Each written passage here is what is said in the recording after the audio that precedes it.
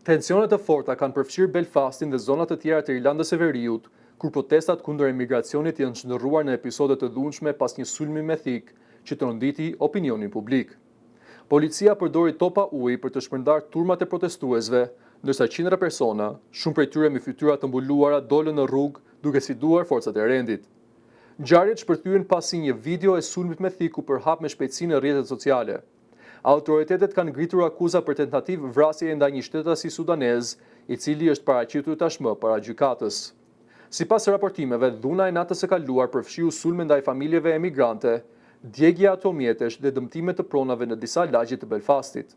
Familja e viktimës së sulmit, e cila humbi një sy si pasojë e plagëve të marra, bëri thirrje publike për qetësi dhe shmangje të hakmarrjes apo urrëties në komuniteteve të huaja. Kryeministri britanik Keir Starmer, si dhe politikanë të Irlandës së Veriut, dënuan ashpër incidentet, duke i cilësuar autorët e trazirave si huligan të maskuar që kanë shënjestruar pakicat etnike.